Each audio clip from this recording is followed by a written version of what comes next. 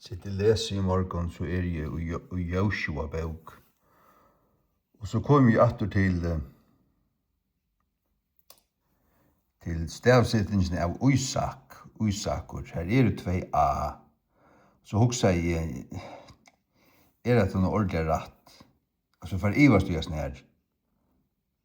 Hvordan skal man lese det her? Altså hvordan det for du før skal lese han til eieren og bla bla bla bla bla. Og så får jeg Ivars det ikke, men så hugsa jeg, hvordan var det nå? Nu finnes det om det svensko. Hvordan man selv Luther har skrivet Isakur? U-S-A-A-K. Ikke U-S-A-K, men Isak. Hvordan gamla danska skriver Isakur? I-S-A-A-K. Hvordan er det gamla svenska skriver Isak? I-S-A-A-C. Og du vet at i enskrikken James det akkurat sånn Isaac. Det vil si at det heter en annen tradisjon. Men det det jo. Det en annen bibel, og hun lyka.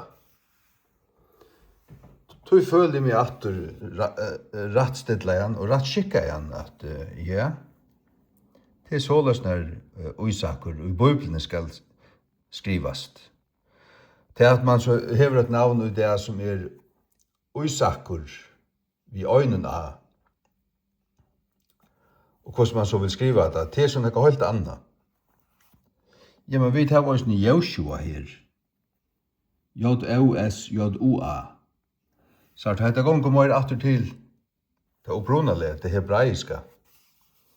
Det tenker ikke akkurat fire hvordan man nå har valgt å skrive tingene i det. Og jeg synes jo også at i Luthers bibel, han skriver Kristus vi ser her, men hvis jeg er ferdig og løyt i en torskar i årabok, Kristus, så Kristus ikke skriver vi ser her, men vi kan. Og i det, det vil si at det atter i reformasjonsandan, reformasjonshugsanene, og føreska King James okkara sonka i reformasjonsbiblia som loksens kommet. Hendan skulle være kommet for 400 år siden. Hele av biblian, føreska King James, okkara 400 år sonka i reformasjonsbiblia. Det akkurat her. Hun gjort i en øren støyle, og i en øren anda, vil jeg sige. Hun tenker ikke fyrligt for frafallen og godløsene og darwinismene og rationalismene og deismene og alle ismene som kom i 1800-tallet. Hun får etter om til. Hun har føttene plantet her i reformasjonstøyene.